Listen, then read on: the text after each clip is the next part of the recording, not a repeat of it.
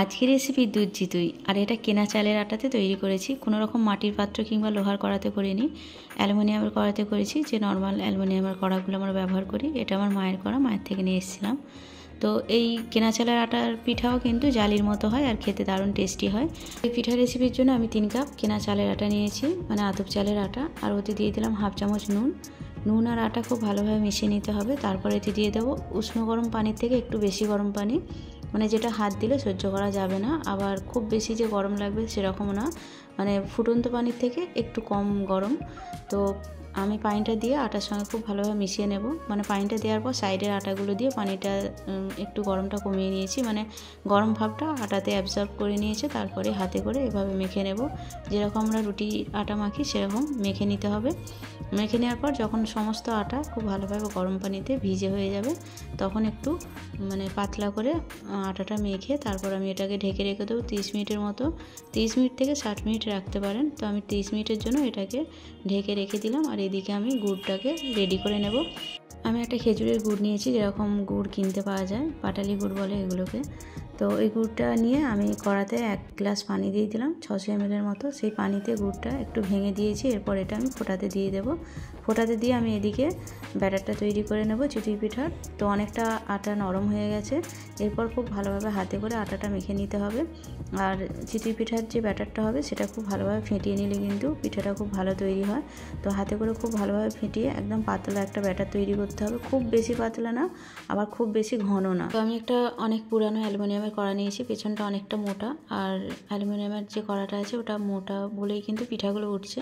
মানে চিতই পিঠার ক্ষেত্রে যে কোনো পাত্রই অনেকটা মোটা হতে হবে, তাহলেই কিন্তু পিঠাগুলো খুব ভালোভাবে একেবারে জালির মতো তৈরি হবে।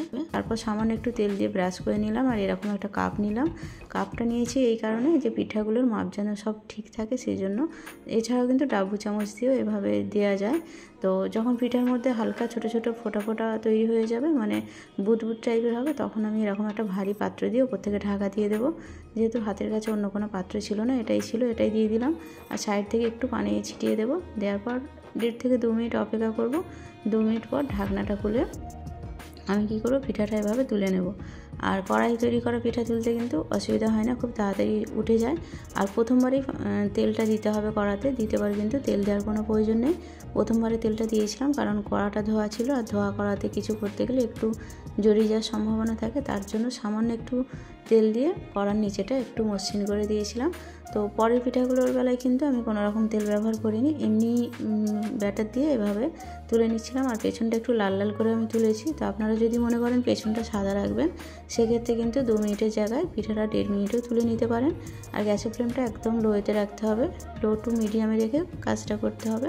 তো আমি গ্যাস ফ্লেমটা লোয়েতে রেখে পিঠাগুলো তৈরি করেছি।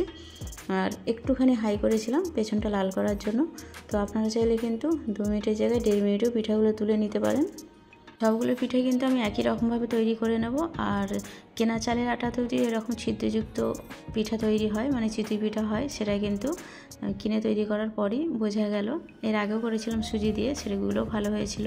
তো এরপর আমি 1/2 লিটার দুধ বসিয়ে দিলাম গ্যাসের উপরে, আর তাতে 2 চামচ পাউডার মিল্ক দিয়ে ভালোভাবে মিশিয়ে নিলাম। আর দিলাম 4 চামচ চিনি, যেহেতু আমি মিষ্টিটা বেশি চাইছিলাম। এরপর দুধটা ফুটতে দেবো, ফুটে গেছে, গ্যাসের ফ্লেমটা অফ করে দেবো।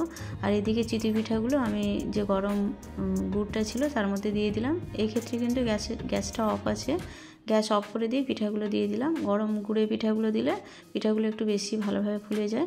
তারপর উপর থেকে দুধটা দিয়ে দিলাম আর পিঠাগুলো এভাবে ডুবিয়ে দিলাম। এইভাবে গুড়ের উপর দুধ দিলে কিন্তু দুধটা কেটে যায় না। তারপর এটা ঢেকে রেখে দিলাম সারা রাত্রের জন্য, যেহেতু আমি পিঠাগুলো অনেক রাত্রে করছিলাম। তারপর সকালে উঠে দেখুন পিঠাগুলো দুধ আর গুড়ের মিশ্রণে ডুবে অনেকটা ফুলে গেছে আর অনেকটা জালির মতো তৈরি হয়ে গেছে। একটা আমি সার্ভ করতে দিয়ে দিলাম।